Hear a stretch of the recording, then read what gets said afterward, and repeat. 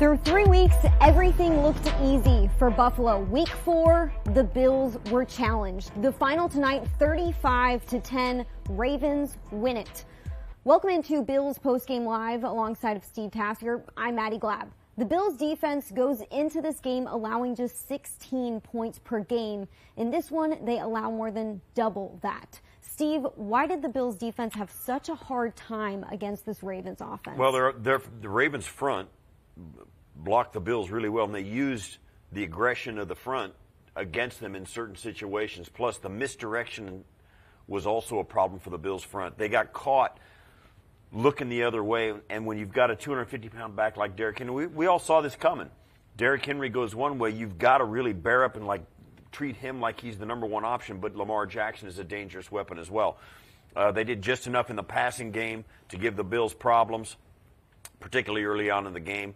When they got out to the big lead, Lamar wasn't forced to throw the football at all, really. And so because of that, the Bills not being able to bottle up the run game to the point where they could get them in third down and long enough, this game got out of hand quick. They couldn't get the Ravens off the field. First downs killed the Bills, and then, of course, they were able to get touchdowns out of those. Coming out of the gate with a 70-yard touchdown run right out of the gate. 87 yards. 87-yard touchdown run right out of the gate. That's a crusher. But it's still a long way to go, and you still feel the Bills could come out and answer that pretty easily the way with their offense. But I think a lot of it was the defense. In one place, the defense couldn't get the Ravens off the field, and the offense couldn't put pressure back on the Ravens' defense either. The offense wasn't as productive. We've seen 10 points. Obviously it's only a third of what we're used to seeing them hang on the board every week. The Ravens kept going at the spine of Buffalo's defense. That's the middle of Buffalo's defense. 427 total yards is what the Ravens racked up. 271 of those yards were on the ground. They held the Bills also to just 10 points. This was an offense heading into this game that was the best in the NFL, averaging 37 points per game. Quarterback one, Josh Allen, is on the podium. Let's hear what he had to say about this tough loss. Really from the start of the game, it never felt like you guys got comfortable on offense. Can you kind of talk about some of the problems? Yeah, I think they had a good plan, a good pressure plan. They made more plays than we did, and it was evident right away. They had more urgency than we did, and that's something we'll correct. Not everything was bad in this game. I don't want us to come away from this saying, we're the worst, and lots to learn from. I'm glad this happened early in the season, so we can correct things. Just your perspective, what happened on the play with Curtis, the fake play, and were you all right injury-wise after that? Obviously. Yeah,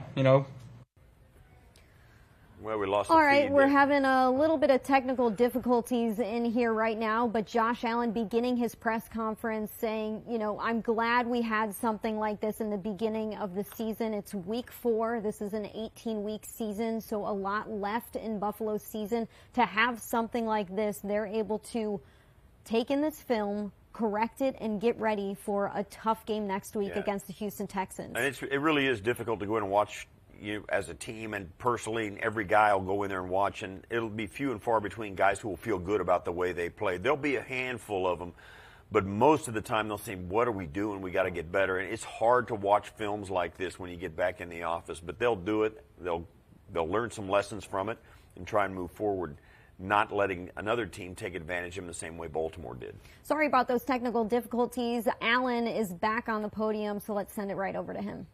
The fake play, and were you all right injury-wise after that? Obviously. Yeah, coach called a shot, and the guy made a good play. And that's as simple as it is. He dove inside. I tried to stay out, and I was just trying to get rid of the ball, and the guy made a good play, and that's what it comes down to. Did you have any impact on I think it looked like you were looking at your shoulder afterwards. Was there any impact on that? No, it was more just my low back hitting the ground than anything, so we're good. What kind of challenges did they present? Some edge blitzes and for your line and also communication-wise? Yeah, make no mistake, that's a good team that we just played. And when they're playing that well, especially on the offense side of the ball, we as an offense have to figure it out, and we have to find a way to match scores. And again, we just didn't do a good enough job tonight. it starts with me, and takes everybody in this building to keep winning and continue winning games. And like I said, a lot to learn from, and we'll watch this tape, learn from it, flesh it, and look to the next. Josh, how much of a kick in the gut was it the Derrick Henry play in their first play? That put you in the hole immediately. Just how much of a gut punch was that to get that early? Yeah, I mean, I think, again, we're going to hit adversity throughout games, throughout the season. We got to find a way to answer, and we just didn't do that tonight. What did you learn about the team tonight, your team? Again, I think the no blink mentality. Down 21-3 at halftime, get the ball, score a touchdown.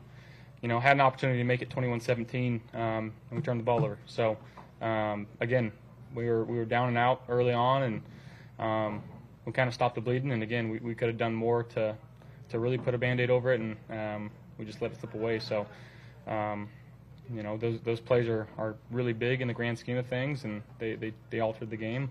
But make no mistake about it, they came out, like I said, with urgency, and they whipped their butt. The game plan, was there anything that surprised you about it, or was it just execution on their end? I think it was execution on them. They had a good game. Those guys get on the other side, get paid too. So they made, like I said, more plays than us, and we'll learn from it, and we'll be better from this one. 2-yard play to Shakir, just what happened on that, being able to extend the play and everything? Yeah, again, they brought a little bit of pressure. We had a max protect on, and they dropped a few guys into zone underneath where I wanted to go, and just tried to extend and make a play, and Khalil did a good job of scramble drill there. So many guys on this team, there's not a lot of the same guys as years past. How do you ensure that there's not an avalanche and that you guys don't ride the roller coaster after a tough game? Because again, I think the guys that make up this locker room understand who we are, what we are. Bless you. And we're not going to let this, again, avalanche. The guys that we have in this building are smart. The guys have played a lot of football in their careers, so they understand the ebbs and flows of an NFL season. And this is going to happen time to time. Sometimes you walk into a building and they were a buzzsaw tonight. They kicked our butt. That's what it comes down to. Josh, Keon had one in the first half that he probably want back, but he did make a couple of nice contested catches in the second half. Did you say anything to him after that one in the first half, and how good was it to see him make a couple plays there in the second? Yeah, it was really, really good to see him make some plays, especially after that first one. You don't really, especially now in this league, you don't need to say anything to guys, right? Like, if you do, I think you got some problems. Everybody's trying to do their best. Everybody wants to win. And sometimes, again, plays are going to happen like that. And we're not going to hang our hat on it. We're not going to make us not go to him anymore. It's not the last time it's not the last time it's going to happen either. We're going to have to find ways to put plays like that aside and keep moving forward. And we just didn't do that tonight. Did you see from their rush play that they were either able to keep you in the pocket, or sometimes they were able to get out, they kind of rallied to the ball pretty quickly? I think, again, the communication that we have with me and the O-line could have been better tonight. That's something, again, we'll look at and we'll clean up. But they did, again, they had a solid plan. They kind of understood what we were trying to do, and we got to make adjustments in game. Kincaid has yet to surpass 50 yards in a game this season. You think you need to get him going a little bit more to help this offense? It's not just one certain player we're trying to get going. I'd love to get everybody over 50, over 100 yards every game. And we just got to understand what defenses are trying to do, who they're trying to take away, and make the right reads and throw it to the right guys. Hey, guys. Allen was held to just 180 passing yards in this game. He had no touchdowns through the air or on the ground. That's the first time that's happened in nearly 3 years. Allen said the communication with his offensive line could have been better. Steve, how could have that played a part in the fact that Allen didn't get in the end zone tonight? Yeah, it played a part in having free rushers coming in Josh's lap. We saw him roll out a number of times and just have to stiff arm guys to get out of the pocket. That's from a guy without anybody blocking him. The offensive line sliding the wrong way, or one time they got confused and they left a rusher up the middle, but Josh avoided it. I think on the Khalil Shakir play, I think maybe he got out of there after having a free rusher on him. So that communication, the defense only plays with 11 in the back on their side of the ball too. It looked tonight like they had too many guys because the offensive line hasn't communicated well enough to get a hat on a hat. Now, if they bring 6 guys and you only have 5 offensive linemen, that's an obvious issue. That happened some tonight where they got a single rusher coming in. It looked like they were only rushing 5 and they couldn't sort it out quick enough. Kudos to the Baltimore Ravens for being able to fool Josh and the offensive line into leaving a guy unblocked. But you've got to do a better job of that. It's interesting that Allen faced so much pressure in this one, especially in the first half. He was pressured on 42% of his dropbacks in the first half, and the defensive line got there in 2.6 seconds. We're under that on every single pressure. To start the season, the offensive line looked like a well-oiled machine. They were protecting Josh Allen. Heading into this game, Allen was sacked just 2 times, which was good for the least amount in the NFL to start the season. Why was it different tonight? Yeah, Baltimore probably, through film study, teams do get to an idea of what the protection rules are for offensive line. If your front looks like this and they're throwing the football, they're going to do this. If this happens, they're going to do that. So if you can get the Bills, in which the Bills were in some obvious passing situations, you can get them to make a line call and then rush in a different way than they're expecting and get a free rusher in on them. That's what they were doing tonight. And the Bills weren't able to cope with that to a large enough degree. Certainly, they always get you once in a while. But the Ravens did a much better job than that. They came with multiple guys off the slot, unexpected defensive backs. They disguised it extremely well. You saw even Chris Collinsworth on the broadcast where they got lined up and an entire half of the defensive line dropped out into coverage and extra guys came. So you have a guy or two over on the left side of your offensive line, Deion Dawkins, David Edwards, not blocking anybody, because they all left and went to coverage, and everybody's coming off the far side. So, and that coming off the right-hand side of the offense keeps Josh from rolling that way in that dangerous way we've seen him be successful so much. So, great game plan by Baltimore, executed to perfection, and they really caught Buffalo, I think, a little bit flat in their ability to communicate. On the road, it's going to be harder to communicate anyway when the crowd gets going as well. But they did some things tonight that you got to tip your hat to them. It wasn't just at the line of scrimmage that the Bills had a hard time moving the ball on offense. It was in the air as well. Josh Allen finished with 180 passing yards. Heading into this game, Baltimore's defense was the worst in the NFL at defending the pass, allowing 292 passing yards per game. That wasn't the case tonight. Steve, why did Allen struggle in the air connecting with some of his receivers? When we saw in games past 10 different players catch a ball from Josh Allen, that happened twice already this season. It was a struggle for the group tonight. Yeah, I thought the reason they couldn't get it, I don't know that they forced the issue down the field. Now, certainly you mentioned it. Josh didn't have time to sit back and wait for long passes to develop or deep passing patterns to develop. The ball had to come out quick tonight. Kudos to the Baltimore front for being able to do that. That helped allow the defensive backs to sit on routes, cover them up. They got really good cornerbacks who were very sticky tonight, covering guys up. They picked and choose who they doubled a lot, which was, kudos to them for doing it. And the Bills weren't as efficient as they are. We saw on the first third down, Dalton Kincaid drop a pass. Keon Coleman had the chance on the deep ball. And there's a couple of plays you think maybe if they go differently, the game is much different. Also, I thought too, the trick play, the lateral flea flicker with Curtis Samuel trying to get it back to Josh, and that ended up in the fumble when Josh didn't have time to get rid of it. It was an atrocity from the word go, and it was the aggression of Baltimore's defense that caused that.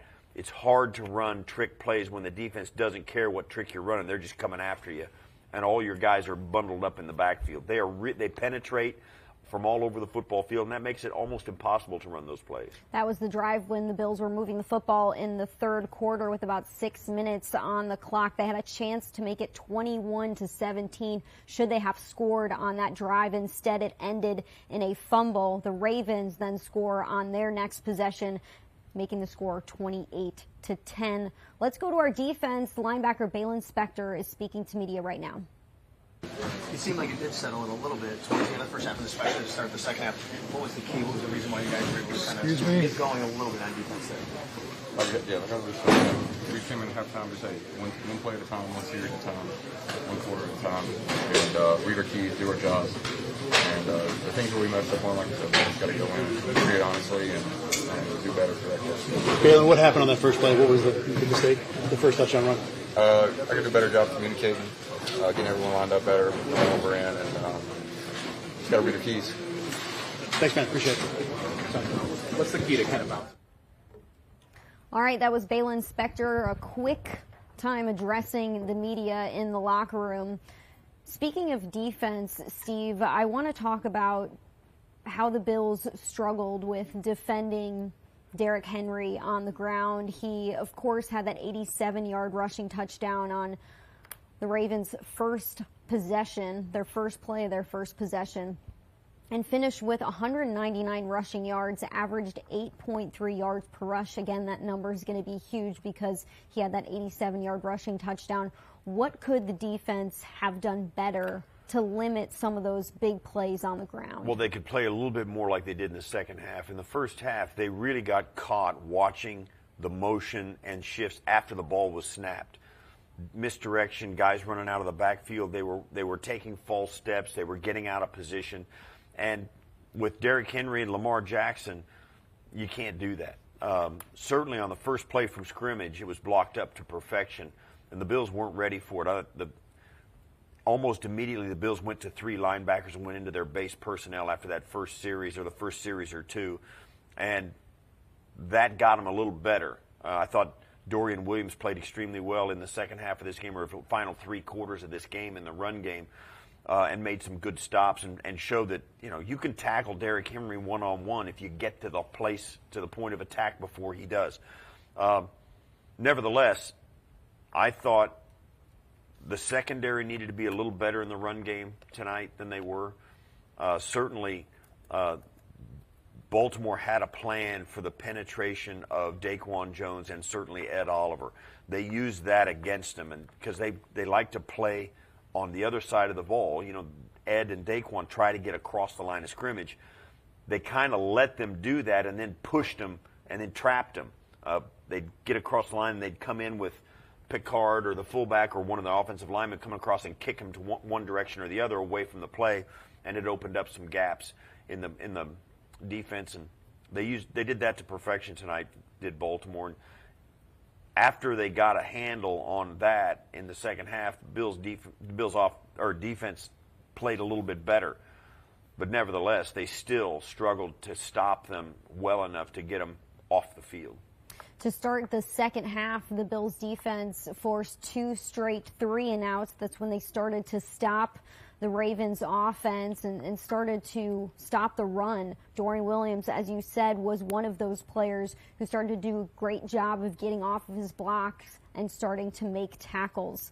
Let's get into this week's Player Spotlight. It's presented by Microsoft Surface. Microsoft Surface is the official tablet and sideline technology of the Buffalo Bills. We are giving it to the rookie receiver, Keon Coleman, for his 3 catches for 51 yards that he had tonight. Steve, that first ball that was thrown his way, it would have been an incredible catch for Coleman. It was placed right where he needed it to be, but unfortunately it was a drop. Why are we spotlighting him for the comeback that he had? Well, he did make some catches later in the game that were crucial. This is another good one. That was a tough catch right there. Good coverage. Josh puts it right where he needed to. Keon goes up, catches it, spins away from the defender, hangs onto it on the sidelines, does the same thing again here later on in the same half.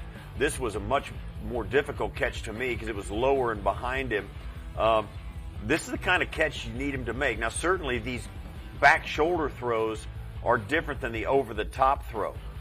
The over-the-top throw was a little bit like the one Steph Diggs missed in the Kansas City game last year, where it drops out of the sky, hard to track, coming over the top of your head.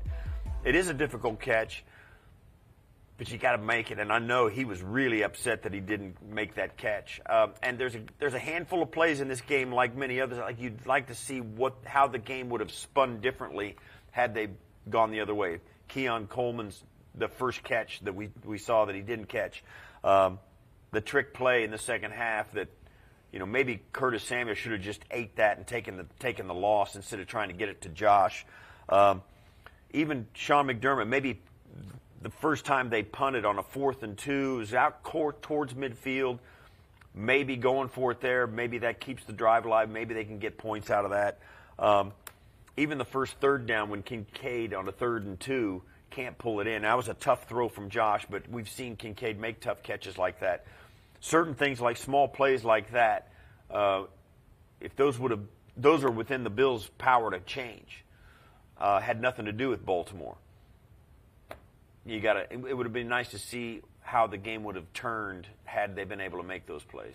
Going back to the rookie wide receiver, Keon Coleman, he showed growth in the game tonight because you have a ball thrown your way that you should catch and you don't. It's easy as a young player to hang your head, to be upset, to let it get the best of you. But Coleman went out there and was targeted 3 more times and caught every single one of those targets.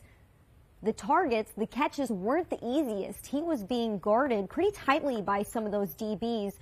He was able to showcase his physicality and bring the ball in. So he deserves kudos for coming back from something that was tough, not letting it get the best of him. Let's go to Keon Coleman. He was in the locker room speaking to media after this one. To do that in the second half, though, with a couple of nice contested catches along the sideline. What do you take away from being able to make those plays in those situations? The moment's never too big. You got to go out there and make the play, execute, keep going. As an offense, what can you guys do to kind of avoid having a start like you guys had? I mean, it's hard to still say avoid. Play here, play there, get away from you, change the momentum of the game. You just got to execute that. You really use your size. I feel like on the sideline there, the back shoulder throws are working well for you. Is that something you and Josh in practice? Yeah, great ball. Great dude throwing the ball. So good ball placement, just do my job, make the play. Okay. All right, that was rookie wide receiver Keon Coleman speaking to media in the locker room. When Josh Allen was on the podium earlier, he said not everything was bad. I want to focus on that. We got to give out some flowers in this game. I know it was a tough loss for the Bills, but if Allen said not everything was bad, let's get into what wasn't bad. There were some big plays that Allen made. One that comes to mind is that throw that Allen made as he was heading toward the sideline. He was less than a yard away from the sideline. Traveled 32 yards on the ground before making that throw in the air. It was a 52-yard completion to Khalil Shakir that set up a Ty Johnson touchdown. Steve, why are plays like this completely incredible? Well, because not very many guys can make them. The play to Shakir, he was getting chased. We've seen him do this a ton, rolling out to the right and making this throw. It looked like he was about to throw that thing away. I can't believe Shakir got open behind the defense like he did. Josh hit him, and it's another illustration. Josh had a chance to throw that football at the back, and when his back foot hit, he had time to throw that football. He hopped around in the pocket, waited. Nobody was getting separation, so he ended up rolling out, and finally, when the defense broke down, he finally found Shakir. You'd like to have more guys getting some separation quick. We saw it early in the game where Josh was getting the ball out of his hands very quickly, although Baltimore always is ultra aggressive defensively. They always have been under John Harbaugh. It has served them well. It served them well tonight. That ultra aggression, as soon as they got a wind of the Bills doing those bubble screens and quick whip routes to the sidelines right as soon as Josh got the ball, they started attacking and jumping him quick, and they took that away, and they just made it was no longer a productive play for the Bills. The Bills hit it a couple of times early in the game. Maybe on that first drive, they hit it like 2 of them or 3 of them, and it stopped. So that took away that element of their offense, and the Bills didn't come up with anything else. The running game wasn't an atrocity. It wasn't abysmal. It was productive at times. James Cook averaged 4.1 a carry. But when you're down so much, you can't run the ball. Offensively, they needed more ways tonight to make some progress down the field, and they just couldn't get it going. Josh would drop back in the pocket. He could not find anybody getting separation. It's tough because coming into this game, this Ravens defense is the best in the NFL at stopping the run, allowing just 50 rushing yards per game. They allow 81 to the Bills. And in previous games, the Ravens were allowing a lot of yards to the tight ends. In back-to-back games, week 2 and week 3, they allowed over 90 yards to tight ends. So heading into this game, you're thinking the Bills are going to take advantage of the space that's in the middle of the field, targeting your tight ends, targeting a slot receiver like Khalil Shakir. But from the beginning, it was easy to see that this was going to be very hard to do. What used to look like a weakness for the Ravens defense, they figured it out in a couple weeks, and it started to look like a strength. So then the Bills start to take shots down the field. They hit on a couple, but like you said, the coverage was pretty sticky for the cornerbacks. Yeah, and I'll say this too: this early in the season, how the games develop has a lot to do with who's leading and not leading the NFL. I mean, for instance, Baltimore themselves, they were up in front in 2 or 3 of the games they were in. Then they had, except for the Kansas City game, the other 2, they were up big and started to run the football and ran it, and other teams were forced to throw it, so they didn't have to defend the run. And even tonight, they didn't have to defend the run. So, even though, the Bills end up with, I don't know, somewhere 75 or 80 yards rushing total, that's not much. The Bills were averaging 120 a game, and they were just an okay running team. They're a good running team, an effective running team, but not like the Ravens. So the Bills didn't have enough in the tank tonight that they moved to, and credit the aggression of the Baltimore defense for not letting the Bills catch their breath after the ball was snapped. Couldn't find anybody open. Didn't have any aspect of their offense that they could go to and keep going to and keep going to. When the defensive line is breathing down your neck like they were against the Bills' offensive line tonight, it's hard to find answers, and it's hard to find them quickly, especially when they were getting to Josh Allen in 2.6 seconds or less on dropbacks in the first half. Let's head over to our head coach, Sean McDermott, who's on the podium speaking to media right now. All right. I'll give credit where credit's due. Baltimore Ravens came out and they beat us. They outplayed us. They outcoached us. And we've got to identify the problems and get them fixed. Winning the line of scrimmage was a challenge for us tonight consistently. And if you don't win the line of scrimmage, and that's a whole team thing, not just the O-line, D-line, but overall we've got to do a better job up front. O-line and D-line, and then collectively as a team winning the line of scrimmage. So I thought Josh was moving off the spot quite a bit tonight. Made some great plays doing that, but then it's just not the healthiest way to live back there. So like I said, we'll make the adjustments we need to make. We got to make them quickly, and move on from there. So I'll take your questions. On first drive, you converted to 4th and 1, 4th and 2 at the 50. You decided to punt.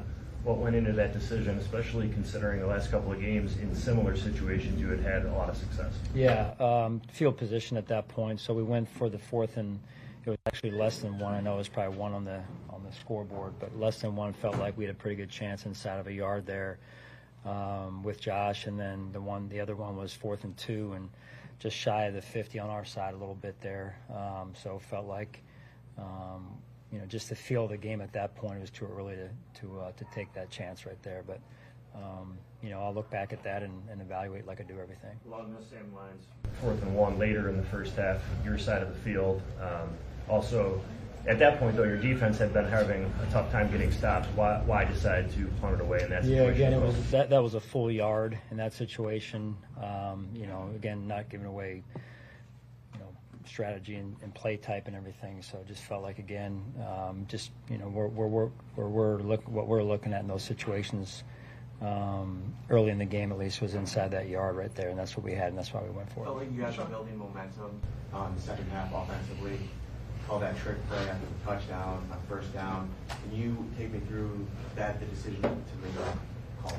Yeah, I think that's something Joe and I will talk about, and something we'll learn from there, and we'll move forward off of it. But certainly a momentum change right there. Sean, 87-yard touchdown for them to start the game. From your view, could you see, was it a schemed up well call, or did you guys miss something there? Well, I mean, a little bit of both. I mean, schemed up well, yes, because they executed, and we really didn't even touch the running back, and you know, they ran what we call a wham against our 3 technique there, and we've got to be in better position, and I know we've done that before, so that's something, one of the things right away we'll learn from. Sean, you got a chance in the fourth quarter, first play, to make it a 2-possession game with Tyler. He's wide left, not particularly close. You've been steadfast in your confidence in him all along here, but when you need a kick and he doesn't come through, at what point does that confidence begin to waver? Well, we are confident in Tyler. He made a good kick earlier in the game. You know, does he need to make that kick? Absolutely, and he'll continue to work on those. So we've got a lot of areas to improve on, that being one of them. And like I said, we fly back. We're starting to work on them right away. What did they do defensively to put so much pressure on Josh? Well, I think it was a combination of 4-man rush and then some pressure, some blitzing as well. Seemed like we were getting, we could not get into a rhythm enough offensively, and then in particular in the high red, some of the fringe area, they were either pressuring or getting pressure with their 4, and some of the drives that we did have, in fact, were stalling out there. Keon had one in the first half, looked like maybe went through his hands that he probably wants back, but he did make a couple of tough contested catches in the second half. What did you take away from his game? Yeah, he's learning. He's learning, and you know, he's new to the NFL, new to how physical the game is out on the perimeter. The Ravens corners play physical, and they friction and they make it tough. They're sticky out there, and I thought he made some real good contested catches in the second half for sure. Sean, the trick play that Joe calls something out of the box like that, is that something that gets discussed prior to where, hey, you know, this drive, if I get a look, I might go to this play, as opposed to just calling straight offensive normal plays?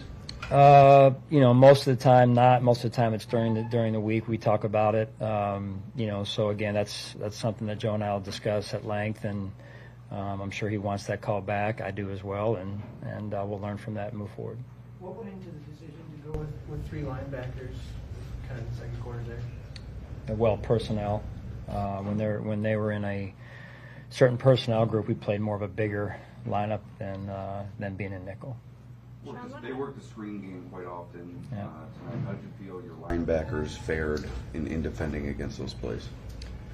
Yeah, I mean, overall, I don't want to single out a certain position, but overall as a defense, when you're talking about draws, screens, those types of things, we got to do a better job of feeling the game and the indicators and the keys. I didn't think we did a good enough job overall as a defense in that regard. Sean, what happened there with Connor when it seems like he was clicking on that game and then they pulled him back out? What was kind of the dialogue? Yeah, so, you know, obviously with the injury, he was spotted from above and was pulled out, and then it was our understanding that he was cleared, which to my knowledge was the case. I'm not sure exactly what went on. There was seemingly a disconnect between above and then what was going on the field in that situation. So that's why we were a little bit at a loss at that point. So that's my understanding at this point. Sean, any game you lose, you got to come back from. This is a rare thing. You guys don't usually lose. It's been 3 years since you lost by more than a touchdown. Is it different? Do you approach it differently because of the way this game went than just if you lost a close game? Not necessarily. I think it's important early in the year that we're consistent in our approach, that I'm consistent for the guys in that locker room and the staff. That said, there's enough that's going to take me. It's an hour plane ride home. I wish it was a 5-hour plane ride because I'd have enough time to find all the things that we need to work on. So it just wasn't up to our standard tonight, and I say that in the way of you know, we have to do things better fundamentally, execution wise, And it's not just one position. It's we as a collective, as a team, have to fundamentally do a better job and physically do a better job. Last one, guys. Sean Henry ended up with almost 200 rushing yards. What made him specifically so hard for you guys to stop tonight? Well, when you give up the first run, he's running downhill the rest of the night basically, and so again, point of attack defense, gap integrity. He's a good running back and a heck of a player, future Hall of Famer. Give him his credit. So again, adjustments. We've got to find the problems from tonight, and make them quick here. All right, thank you. This week's game at the Ravens is presented by Ticketmaster, the official ticket marketplace of the NFL. The Bills suffer a 35-10 loss to the Ravens tonight. Losses by more than a touchdown don't come often to this team. The last time the Bills lost a game by more than a touchdown was the playoff loss to the Cincinnati Bengals during the 2022 season. That's been more than one season since they lost a game by more than 7 points. That means that the Bills usually keep it tight. They keep it close. Even when they lose, they were in the game. They had chances. So in a game like this where it kind of fell off the rails after the momentum fizzled in the second half, really the end of the third quarter, the Bills now need to dig deep and figure out what could we have done to keep that momentum going. Yeah, no question. The Ravens are a tough matchup. They're kind of a one-of-a-kind team. They always have been under Lamar because he's such an athlete, and the quarterback called run is such a big part of their offense, probably a bigger part of their offense than anybody in the NFL. And you have to contend with that. Now with Derrick Henry, and it's been said a couple of times, Chris Collinsworth on the broadcast tonight and Sean McDermott during the week, Baltimore deserves a lot of credit for having the foresight to get a guy like that off the free agent market and use him in the way they have used him, because they become a different kind of football team than anybody else in the league is built to stop. So you really have to go outside your comfort zone and play a team left-handed, because they're really one of a kind in their roster makeup and the way their quarterback and the way their offense is run. So the Bills will learn some stuff from this. If they do meet the Baltimore Ravens again late in the season, you'll know that they have a much, much better understanding of how they can play against it and what they want the Ravens to do offensively, and they will have a better chance of forcing them into doing the things that the Bills want them to do rather than whatever they want. Sean McDermott said we have to be better up front. Let's talk about that on offense. For an offensive coordinator like Joe Brady, who's in his first year calling the plays for the Bills, how can he go back to the drawing board and figure out how can I get my players into better situations? Yeah, that's really what he has to do. Now, certainly the Ravens and their ability to get pressure on Josh and them to hang tough in coverage early in the down, and the fact that Josh had to pull the ball down and move around a little bit more, and they got him off his spot. The passing game was either quick release or Josh running to try and make a play. They had some early success getting the ball out of Josh's hands quick, but it evaporated as Baltimore got more aggressive, particularly when they got the quick lead and then a double-digit lead. Then they could really take the fetters off and go all out. And they forced the Bills into some bad throws, into some bad plays.